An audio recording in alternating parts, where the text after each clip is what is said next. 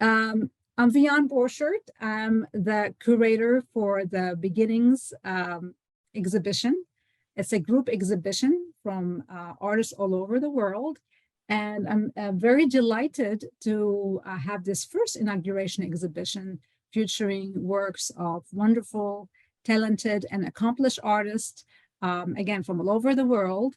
I did write a small statement to describe the work and the idea behind the Beginnings art exhibition. So VB Contemporary is pleased to open its inauguration virtual exhibition for the month of February 2024 with a stellar number of artists and visionaries in its first Beginnings art show. The group exhibition features the works of accomplished, established, and very talented artists and photographers from all over the world, such as Washington, D.C., New York City, Los Angeles, London, Germany, and South Korea. The artist's artwork embodies a strong vision and a skilled handling of their medium.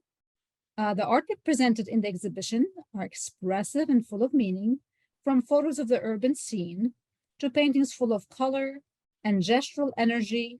The exhibition brings these exquisite elements into an ensemble of an entity of a show. Artists in the exhibition are Karen Ghostlaw, Ronis Varlaam, Eric Hajjar, Johnny Otto, Vian Borchert, Aaron Lelito, Hemin, Irfan, Ajvazi, and Vian Borchert.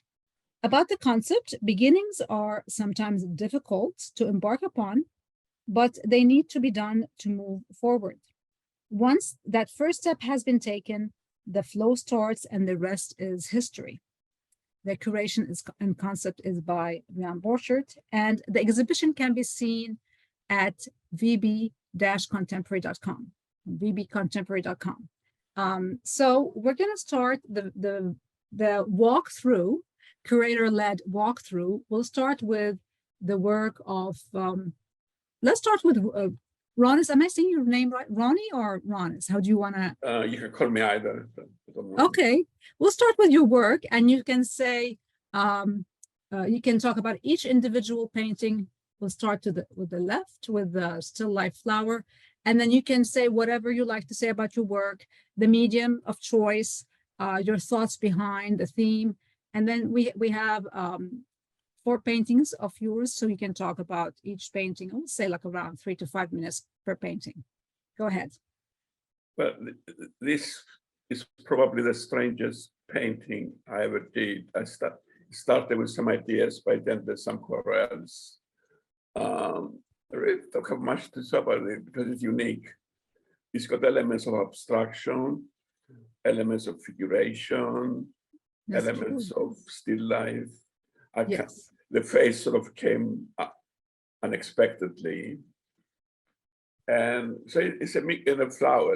Somehow I can see a flower there as well. So it's a bit like looking into a coffee cup and seeing faces, or looking to the clouds and seeing things. I mean, some elements are obviously there specifically, but some elements came out unexpectedly. It's an unusual painting, and I haven't really followed it up, but I might in the future experiment more in that direction. About all I can say about that one. Yeah, I really like it. I do think with all your work, there's a very interesting juxtaposition of the different elements and the different subject matters, kind of like they almost seem like they're each one becomes like a star in a movie, or a character in a movie, or something of that sort, for me at least, when I'm looking at it.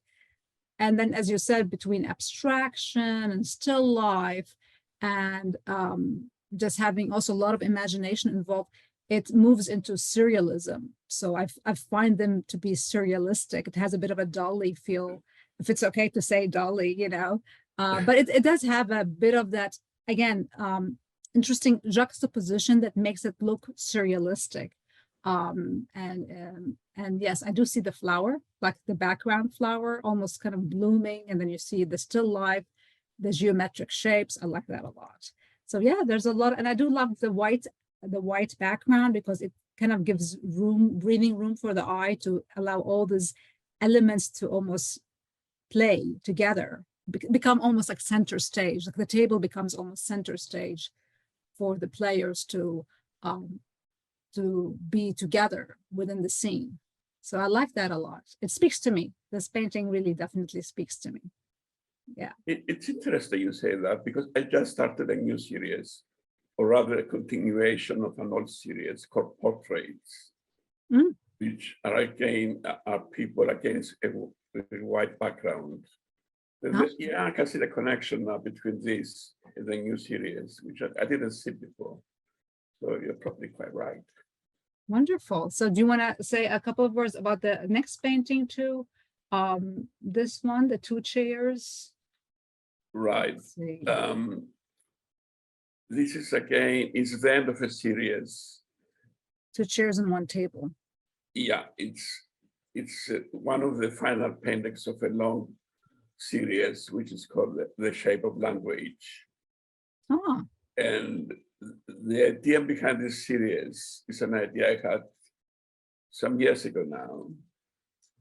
And there is a relationship between the shape the mouth makes and the word it speaks. In other words, when you say chair, for example, your mouth tries to do something like a shape of a chair. I'm not saying that's true of every word, but I think it's probably true of 20% or 10% even, whatever, of the English language. I thought that was my idea, and I did a whole series of the first 18 lines of The Wasteland by T.S. Eliot, based on this series, or this idea rather. But eventually I did find out that other people had the same idea, especially somebody named Sir Robert Paget, who wrote a whole book about this idea. And the book is called Human Speech. It was written in the 1930s. And the language it uses is sort of slightly old-fashioned, but it's still in publication. I got it from Amazon, actually. And it's quite interesting for me to find out that my idea was not unique, and other people had a very similar idea. In this painting, there's sort of the elements that are quite small. The elements about the theory, like the chair and the table, are quite small. But you know, that's the end of this series, basically. I really like this painting. Yeah, I love the ones with the chairs because I find that, I mean, this is my own personal take. Again, you know, just what I'm thinking about when I look at this painting, that it's almost like a personification of the chairs, that the chairs become almost like people. Can we say that? And it's two chairs, one table. So I feel like there's a relationship happening. I don't know if this is true or not. I can see that. Yes, I can. Yeah. And one is like, okay, the way the chair, we see the chair, the other one's like, end of the day, put up on the table. It's been used, you know, it did its thing, you know, whereas the other one's still open. So there's an interesting, almost conversation happening between the chairs. So that's why I'm saying an object becomes almost a person, like personification involved. But then there's the window too, which kind of again gives room for breathing room for like the clouds. Are these clouds, right? And the clouds seem like half cloudy. So there's a lot of like two things happening. You've got the clouds that are a bit cloudy, but then they're also very white and fluffy. The chair that is up on the table, whereas the other chair is still like, you know, to be used. And it seems, yeah, definitely there's a conversation happening. But there's also a lot of contrast as well. So this is what I see. I mean, you're the artist. But I like it when other people see things I don't necessarily have seen, but once they mention them, and they see what they're seeing, which is quite interesting. Right. With a lot of paintings, I think, a lot of my paintings, people say things which I didn't see, but then I see them. Yeah, I mean, your work is it has a narrative. It definitely has a narrative. It's representational to a point, but as I said, it moves into imagination and then surrealism. It becomes almost like, is that a dream? Was that a reality? So there's a little bit of that kind of take also with the work. Yeah, I love this one. And there's also another painting. The one next to it is called, this one's called Mirror. That's a nice title. Interesting because the previous one is the end of a series. And the next one is the beginning of another series. Huh. And there is obviously a connection. It's the same chair. Yeah. The only two chairs I have. The same chair. Do you have this chair at home? I've got three chairs. It's a very Yeah. small one. So it's interesting that you saw the connection because one is the end of one series. And immediately when I finished that one, I started a new series. The new series hasn't got anything about language, but it has a mirror. If you see,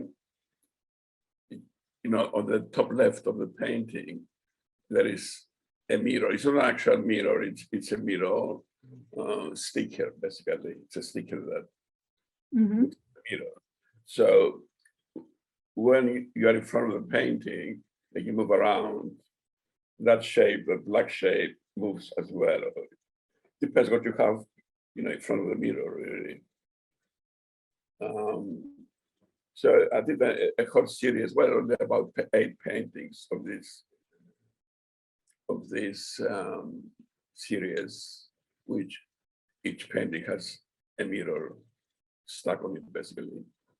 And the other elements of this series is inspired by Barbara Hepworth, which at some point started using holes in her sculpture. And of course, by using holes, she opened the sculpture to sort of another dimension. And some painters tried to do that. There's a famous Italian painter, I forget right now, but you probably remember, who slid canvases. Yeah. What's his name? Right. Oh, I know which one you're. I know it. Yeah. I forget names. But anyway, who did that? Who tried to open paintings, but by opening holes in them. But of course, behind every painting, there's a wall. Right. So you cannot really do it. I mean, you can do it, but it's not. It hasn't got the same effect. It's got other effects, obviously. So I painted what to me looks like a hole.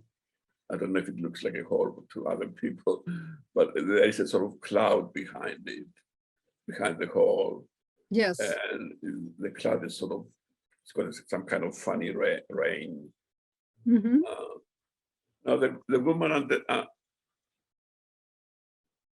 underneath is a continuation of that shape, really, from the previous painting.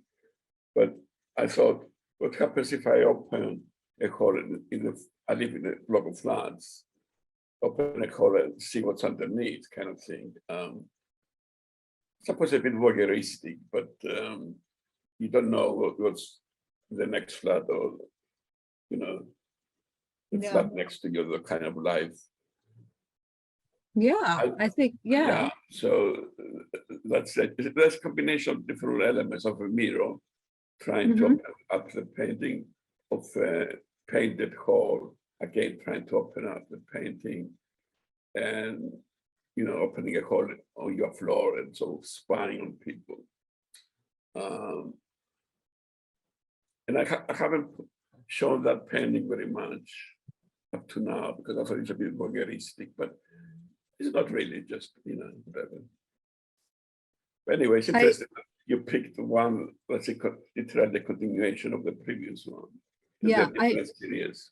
Right. For me, it looks, I mean, the way I work, one thing leads to another. So I can understand the thought process, how the series develops. And sometimes, as you said, it becomes a new series. One births, and there's like an element, I'm talking about births, and there's an element of birthing here also in this painting.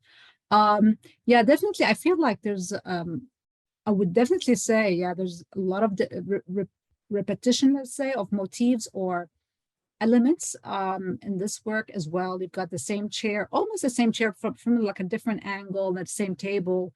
You have these chairs and tables at home. Are these Yes, I chairs? have them. Yeah, okay. So and again the same wall, but then now the mirror in the other one, there was a window, now this is a mirror. So it's like a reflective, like a almost looking inward. The other one is looking outside, and this one's looking inside. But then again, you brought the cloud and the sky, so that you brought a little bit of the outside again in. But it's raining. For me, it feels like there's a bit of a pregnancy kind of like theme happening here, and like almost like the idea is blooming or being or coming to life. Or revealing slowly perhaps to life. Maybe that's also the aspect of the theme perhaps behind it. At least this is what I see. And the cloud is raining, and rain actually is very essential for growth. But also one can see rain also as hardship as well. I mean, you see again, the clouds have two, the darkness and the light. So but sometimes it also could be that yes, one can have a hard times, as long as also with happy times as well, but that can also birth something new. So that's what I feel. I feel the mirror is maybe something like a reflection of how one sees oneself, because this work clearly is very like, going inward and looking inward, and then using everyday objects like chairs and tables, and as you said, still life, and reflecting on the everyday life and maybe the thoughts of what occupies the mind.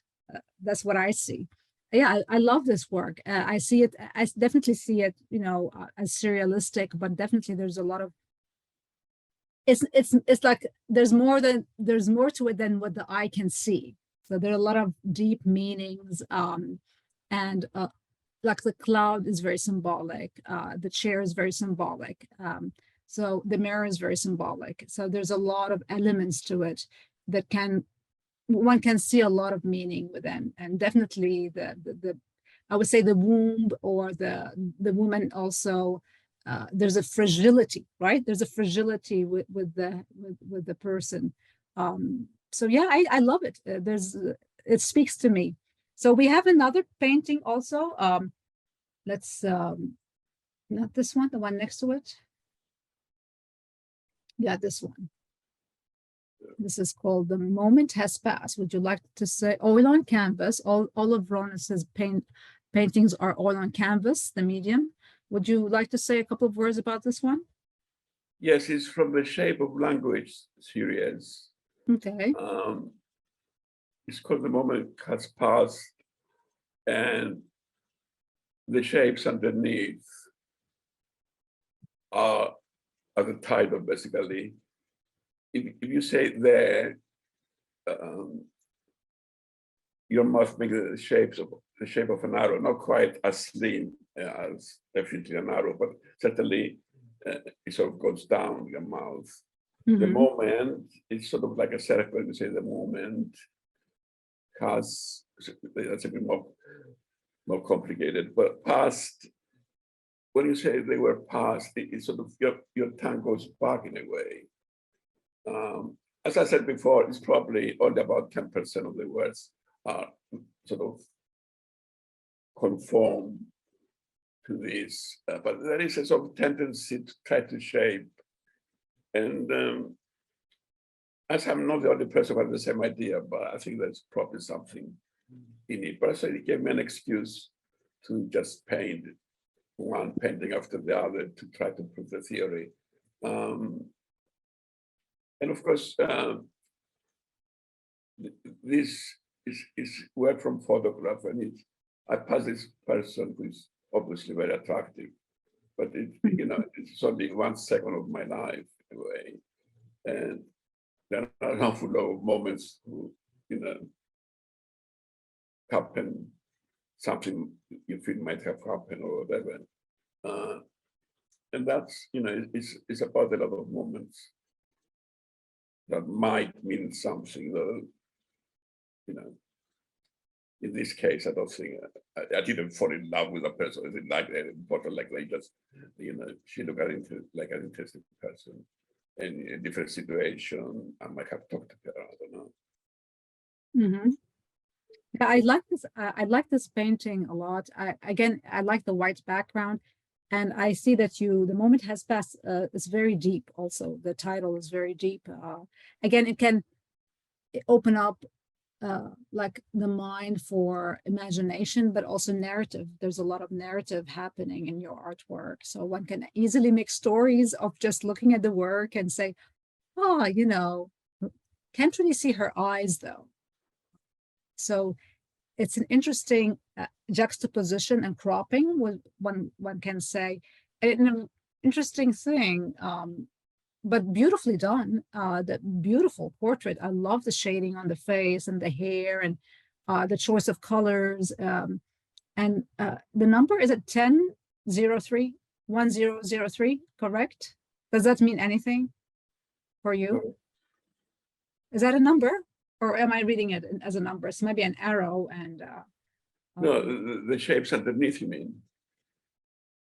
Hmm? You mean the shapes underneath? Yeah. No, that's the title. That's okay. The moment has passed. Oh my goodness. So I saw them as numbers. I don't know why. It looks a bit like a number, yeah, but I read them as numbers. Again, I'm very visual, so maybe I'll just like put them into numbers. But yeah.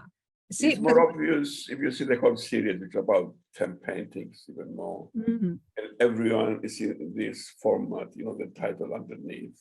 Wow, nice. And the image. And when you say there's narrative, I think there's a lot of narrative in my paintings, which is not terribly fashionable now, but there you are. Mm-hmm. The reason there is because I was a filmmaker. Yes. And basically, I wanted to make films for the cinema, go to Hollywood and all that kind of stuff. But in the end, I only made documentaries, but there is that sort of wish to do narrative. I did write a play of something like that and some scripts, but it didn't go further really. But there is a lot of narrative in my work, yeah. Yeah, it's beautiful. I love this painting. Again, for me, I'm looking. It's funny that you said we have like two more filmmakers who are also crossing photographers, crossing art, like multidisciplinary. Let's put it this way, in this exhibition. And I did study cinema, like history of cinema. So I can see that relationship coming through with art and cinema. Like a cinema is a moving art, basically. So with this one, I see it, as I said, it kind of looks like a TV. I'm looking into a TV, but again, we don't see the whole picture because her eyes are missing, and the eyes are sometimes the windows to the soul, but we don't really see. I mean, we see just a bit of it, but enough to say, wow, a pretty thing. Maybe it's gone, but it is still very nice and light and interesting to look at. Yeah, so yeah, I do see that there's definitely the symbolic and repetition of certain elements. In this one, I personally see it. Again, it could be a window, but maybe a TV, and the mirror also. So I do believe all those are reflections of maybe things that have happened, or maybe even looking within, seeing what's going on. But yeah, lovely work. Very, very, very good. We're going to talk about now Irfan, who's right next to you. We had a lot of people submit to this call, and he's one of the artists who I discovered through the beginnings art call. And I'm gonna, since he's not here, I will just very quickly say a couple of words about his work. Okay, so let's see, 1 second. Okay, so Irfan Ajvazi, he's actually from Germany. And this painting is called The Destination. It's acrylic and wood panel. And he also does figurative work as well. And this one is done in 2023. And so he says that he usually compares his work to or starts off with traditional sketches. He takes snapshots. He's also a photographer without looking for a special photo. He says that he photographs a motif or figure that catches his eyes and interests him. And when he paints a picture, it's then that he composes it. And he finds the figure to be interesting, and he searches for something that goes well together with it. At the end, he says the work is put together from different sources. Things that have influenced him are film, commercials, media in general, and art history. And a bit about him: he's a visual artist. He does sculpture too. He's a draftsman and photographer and printmaker. He's based in Germany, working in the field of painting, sculpture, drawing, and new media. And his artwork can be described as minimalist, but intimate, as he investigates the concept of presence. And he works in installation, sculpture, and drawing as well.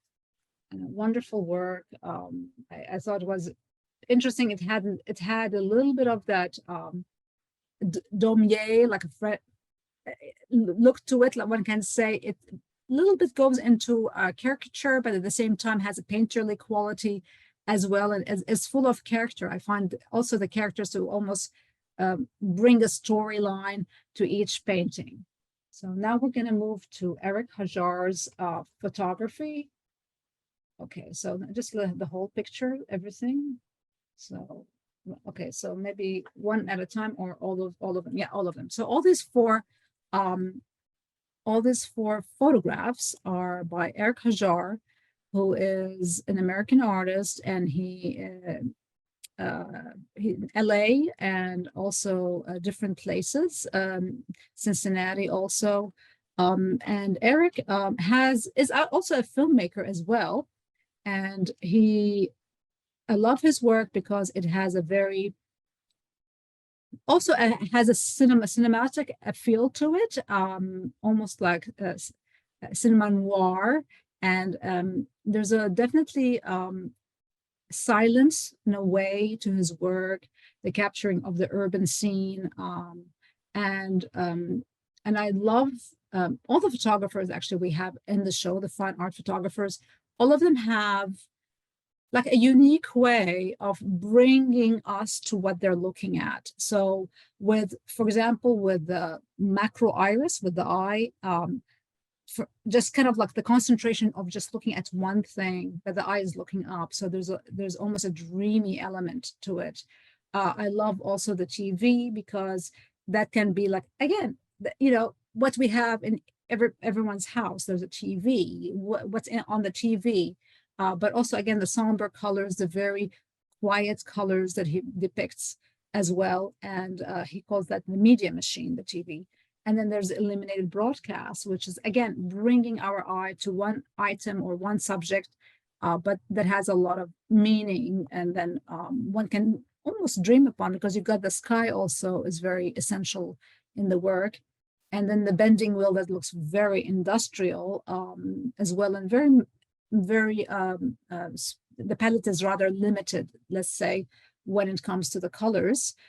So I'm gonna read a bit about what he said in regards to his work. So he says that he enjoys capturing the beauty in casual passing moments, whether shooting nature, people, or cityscapes. He finds himself striving for an industrial style, and he's heavily inspired by the cinema of the 1960s and the 70s.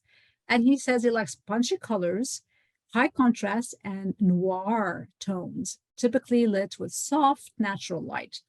So Eric Hajjar began his career in visual storytelling as a photographer and graphic designer. Armed with various film and digital cameras, Eric has traveled both domestically and internationally, focusing mostly on candid street photography. And his work has been displayed in publications and auctions and in galleries in LA, New York, Miami, and Las Vegas. So now we can move on to the other wall. No, the other wall, and we can look at the work of, we can maybe back up a little bit. So we can look at all of Aaron's work, Aaron Lelito's work. Okay, a little bit more, a little bit more, a little bit more. Okay, so Aaron's work, Aaron has 3 photos in the exhibit.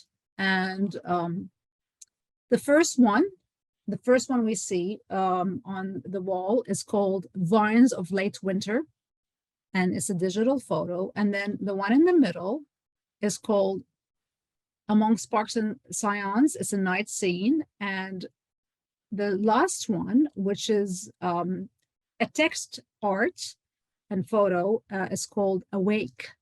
Erin is a multifaceted artist and writer and a professor of English in New York. He works with digital photography and definitely lots of writing. He's a writer. So I love the fact that he combines different elements of who he is and brings that to the artwork. So I'm gonna read very quickly Erin's statement on his work. So Erin says that in his photography and digital art, he's primarily drawn to the patterns and imagery of nature.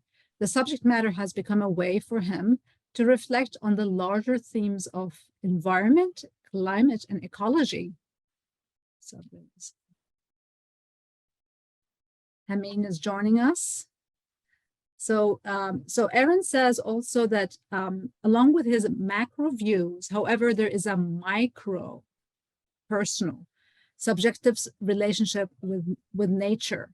There are restorative, therapeutic, and transcendent aspects of interacting with the waves, flowing water, leaves, and branches. To him, these simple patterns have a deep resonance with the transformations that are part of the human condition. He says he often engages with these fundamental shapes and patterns because he sees the creative potential in these images, not only in the narrative sense of telling a story, again, telling a story, but in their ability to express that often lays dormant in our everyday surroundings, a vision of what remains unseen by a passing view.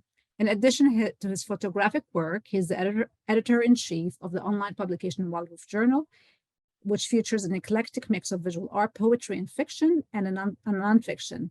And in 2023, Erin published a poetry chapbook titled The Half Turn. A bit about Erin himself. Erin Lelito is a visual artist and writer from Buffalo, New York. His images have been published as cover in Red Rock Review and the Peace Smoke Journal. His poetry chapbook, The Half Turn, was published in 2023, and his work also appeared in Barzak magazine, Novus Literary Art Journal, and Spectra Poets, the Primer and Santa Fe Review. Lelito is the editor-in-chief of walk-thru Journal. And again, I love the fact that Erin mixes his poetry, especially in the last, the third artwork titled Awake, where you see he brings in some of his poetic poetry and his writing to the work. So the work becomes almost a mix of who he is, his persona coming through, loving nature, looking carefully at nature and ecology, but also bringing his writing through to the work. Hello, Hemin. Nice to see you. Since you're joining us, then we'll move on to your work, and you can say a couple of words about your two paintings in the show. Yeah. How are you? All good? I'm fine. Yeah, I'm good. Yeah. Very And good. you? I'm very good. Yeah, nice to meet you. Nice to meet you too. And I love your work. It really speaks to me. You can say the title of your work, the medium, whatever you would like to say about your work and yourself. And we have two paintings of Hemin in the show. Yeah. So we'll start with this one. So this one is duplication. And I usually draw the line of the feature that materials have, and I follow this the how to say Movement. energy and energy and movement that they have. And I think that materials all have their low energies and they are constantly moving on. Their state is moving on, and I try to express that movement and their feature as colorful colors and lines and various patterns. And I do especially I did same pattern. I did something like same pattern, try to make same pattern and doing same thing as I draw the lines. Yeah, it's about the duplication, I can say. Yeah. I love it. And would you like to say a couple of words also about the other painting, the one, no, underneath it? Yeah, this one. Yeah, this one is after I was on the travel, the cover with moose on the green water. There was some fishes under the water, and I saw some clothes over there, and oh, it looks actually it's just green moose water, but for me it looks like, oh, they have some energy constantly moving on, and this looked to me so colorful. So yes, I for my work I do emphasize the constructor and how should I put this color on the white canvas, and how can I harmonize this white background and the lines. So white background has some free free free free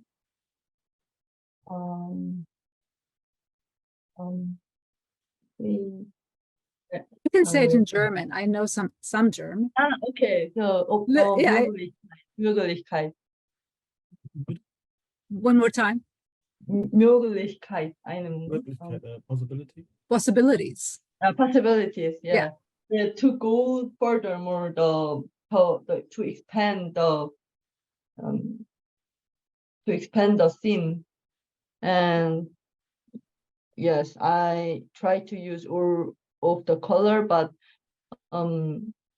actually when you see this painting in Real life?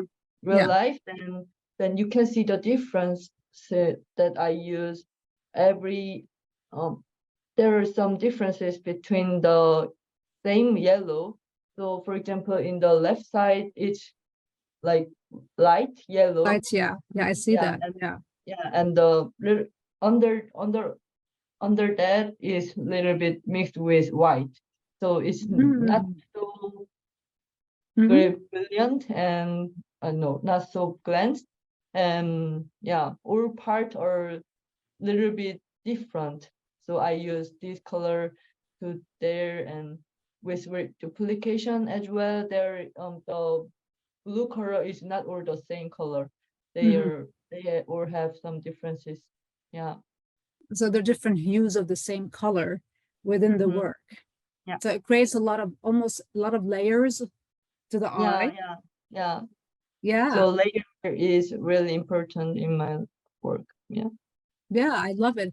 I love your work. It's very thoughtful. I mean, it's very deep, and it's also like almost like you're a little bit like a scientist. Like you're almost like looking and dissecting, but looking almost in.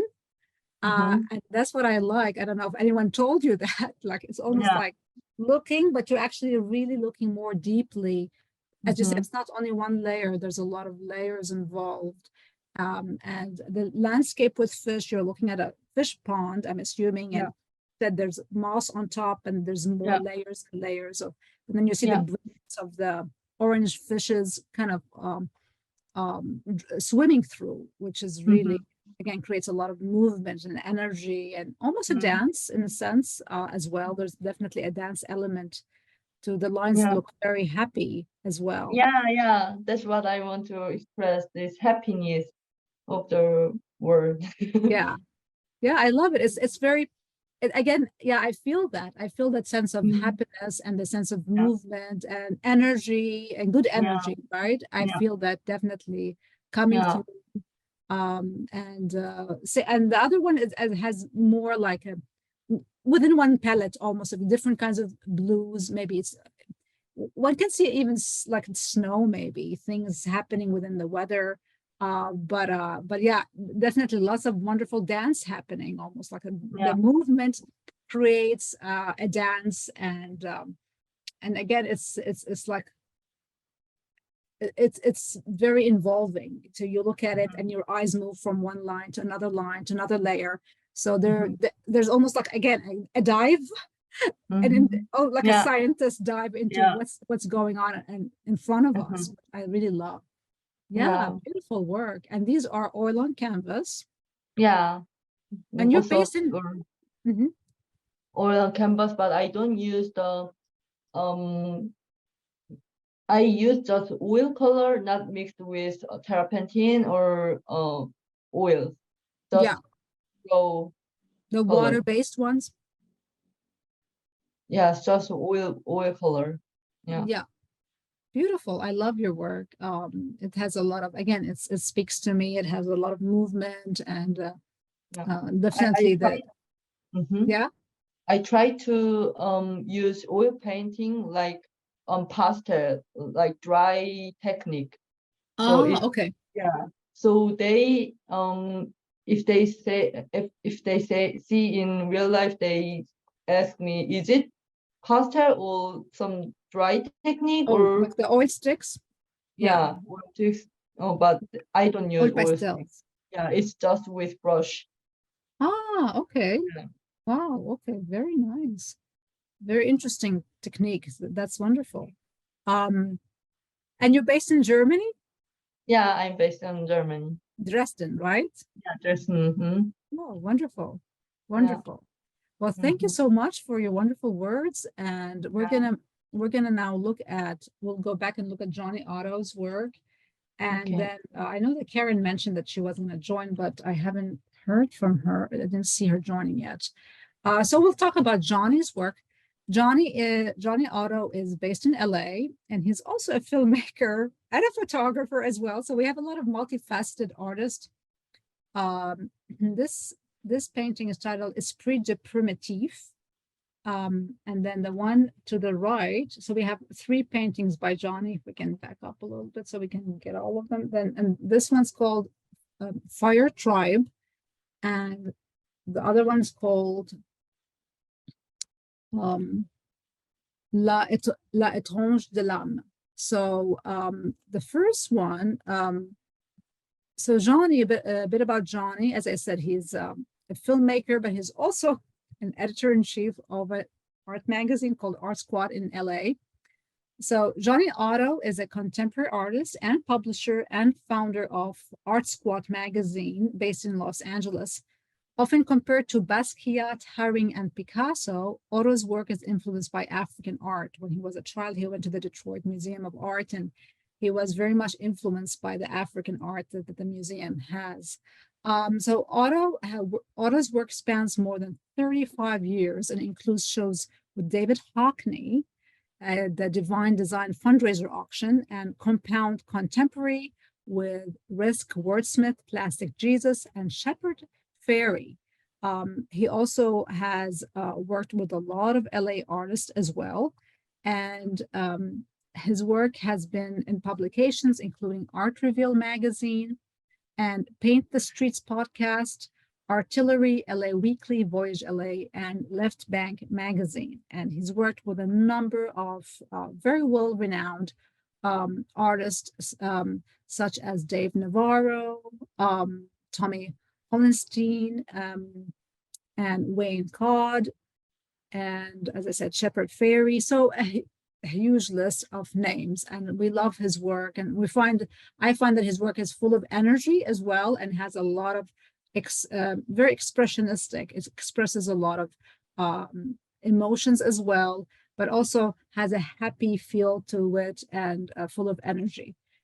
Now we're going to look at the work of we can do the work of Leo Borchert, and then come back to Karen. And then I can actually talk about my work, and we'll do Karen and then give her the chance. Maybe she's helping, joining later. Okay, so the work of Leo Borchert, we have some of his work. We have two photos, the woods, and then if you back up a little bit, we can look at the other one, traffic lights. So the traffic lights, they're both, all the work all the photography work in the show in the beginnings, group show is basically digital photography. So the traffic lights, about the artwork, the work, Leo says that the photo was captured on a drive during sunset. The yellow mixed with peach and pink in the background created a glow vis-a-vis the dark hard silhouette of the traffic light and the dark tree branches. So there's a play on light and capturing a fleeting moment in time. That's what I love about his work. So Leo is a multidisciplinary visionary young artist, and he comes from a science and engineering background, education, and his vision brings scientific eyes. Again, we see the science kind of behind the work here, scientific eyes to the fleeting moments of time captured through the lens. And that's what I love about the exhibition is all the photographers kind of bring if we look at the woods, bring our eyes almost to what they want to look at, what they're looking at. So we're almost seeing things through their vision, and their vision is all different. As I said, we have the urban scenes, the film noir, and very text-based, more poetry-based with Aaron's work. Okay, so let's see. Okay, the woods. In regards to the woods, this is more of a crisp, luscious kind of nice forest. The photo is a capture of a dense forest showcasing the green, soft leaves. So we've got to play on green here, lots of greens, but a lot of softness against the very dark tree trunks of the tall, luscious forest trees. Okay, so we almost can walk through this woods. And now we'll look at my work, which is right next to the woods, different kinds of woods, orange woods, more abstracted woods, okay? So this is called Orange Woods. So the painting titled Orange Woods embodies my signature painterly abstract touch, which exemplifies my quintessential expression aesthetics, which basically look into abstract art. My inspiration, of course, here is heavy woods that I live nearby and that I'm surrounded by. And the painting is deliberately delivered through a minimal, abstracted, but expressionistic painterly touch to bring forth dynamic and more of a poetic take by looking at a landscape. So I'm a visual poet in a way, and I do write poetry as well. So I try to bring that aspect of who I am to the artwork. So, but I'm very much a painter too. So we're going to look at the other two paintings that I have in the show. So this one is titled The Rolling Blue Moon.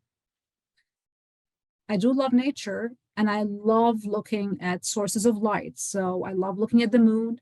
It gives us a very different source of light because it's the night light, okay? The moonlight. I mean, a lot of stories have been written about the moonlight, right? A lot of poems. And then the blue moon. You've got the blue moon, you've got the red moon, you've got the harvest moon, right? So many different moons. So this one is very atmospheric. And again, it's abstract and expressionist and done in a painterly way, which I love. I love painterly take on art. And the painting represents an abstracted blue moon over a body of water. So in this painting, I emphasize on the dreamy aspect of the theme while allowing the painter within me to come through in the painterly style. And then we have the red moon, which is over a cityscape. And I love the city. I'm a city person, and I do kind of go between DC and New York City all the time. So I'll try to kind of capture that in my life. And I do love monumental buildings and structure. So I love architecture. But again, I want to bring it to the world through my painterly style. So this one's titled Blue Moon. and it represents more of an imaginative landscape, red moon, imaginative landscape. And in it, I highlight the blood red moon. We actually have the blood red moon, which is really strong and big, overlooking the city in a strong and atmospheric way. The mood, so all these paintings create a certain mood. The mood of the painting is presented, and not only through the theme, but also through the colors. So the colors also bring the mood across, textures and brush strokes. So the expressive abstracted artwork is something that I've done for many, many years. So these are the three paintings that I have. They're acrylic on canvas. Now we're going to look at we'll look at Karen's work. We'll start off with the work back there. It seems that Karen is maybe not able to join us today. Okay. So Karen Ghostlaw is a fine art photographer, and she goes to New York City and she takes the photos, live action in the middle of the whole, I guess, energy of New York City. All her artwork is, for me, I find it very whimsical to look at because it's very reflective. It has a lot of reflection elements to it. Like she's looking at a pond, and through the pond, you see the reflection of the city and what's going on, but kind of a different take, the energy of the city. So this one that we're looking at is called Windshield Wiper, and it's taken in the West Village in New York City. So her work is, again, digital photography. All the work is digital photography within the show.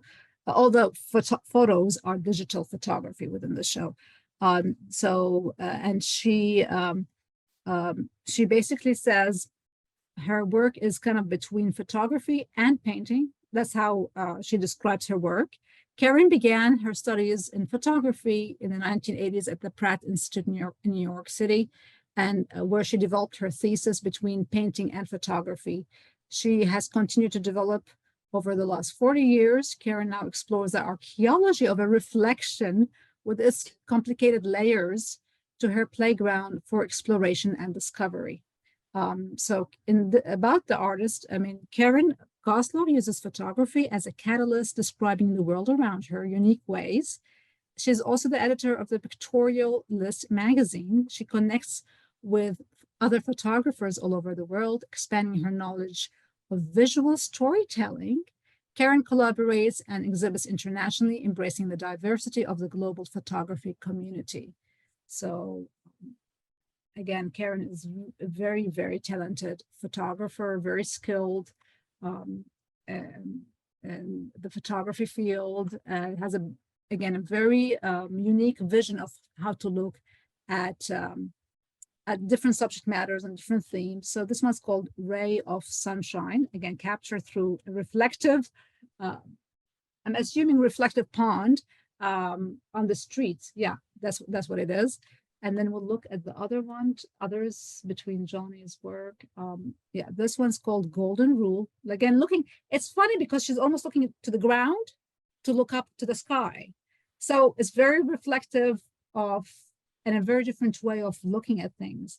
So looking down to look up, looking down to reflect what's coming up or what's happening.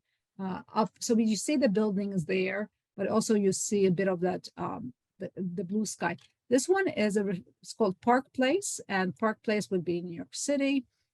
The location is Financial District. So if we go to each photographs, it would tell you where's the location. She goes on location, as I said, in New York City, and starts taking photos of the world around her. So this is the Financial District, and we see the reflection from the display windows to the lights outside to the lights inside. So what's happening within surrounding her. We'll move on to the other photo. This is one of my favorite photos of her in the show, and the title, I find the title to be amazing. One good hand deserves another, and that sounds really, I mean, that's a community, right? And that's what I aim with VB Contemporary to have this like community of artists fostering and enjoying the whole act of art, but also fostering and displaying and discovering talents as well, and bringing that to the world. So I love this one because it's just the whole theme, the idea, and the reflection all is displayed within one work. And the other one, which is the last one, oh, I love this one too. Has a bit of whimsy to it. It's a bit of a fashion theme happening as well. But New York City is about fashion as well, at least in the States. That's where the fashion is. Pulling some strings, again, cool title, Pulling Some Strings. But also you do see, again, the light, the reflection, the reflective elements of what's the other display windows, but the buildings and the pattern of the buildings, the pattern of the skirt, all coming through in a beautiful, beautiful composition and a beautiful photo. I believe we've covered everyone in the show. Is that true? I think we did. Yeah, we covered everybody in the show. Thank you so much for Hemin and for Ronnie for joining us today. And we will be posting works of the artist throughout the month of February. The show is basically till the end of February 29, and great work, different and varying styles. And each artist presents, again, their unique and wonderful vision, and a different reflection of who they are within the exhibit. The exhibit can be seen at vbcontemporary.com, and we will be posting on social media throughout the month, introducing the artists in the show and the stories behind the work. Thank you so much, Hemin, for joining us, and Ronnie. Wonderful to meet you. Wonderful to meet you too. Yeah, I love your work. I love both of your work. And again, thank you so much. And I'm assuming it's nighttime in Germany and London, right? It is nighttime, right? Yeah. So have a good night. Have a good night. Yeah, we'll talk soon. And I'll be posting this video on YouTube, and you can share it with your friends and your art fans and followers. And yes, we'll stay tuned to more posts on social media presenting all the wonderful work we have. Thank you. Right. Thank you. Bye.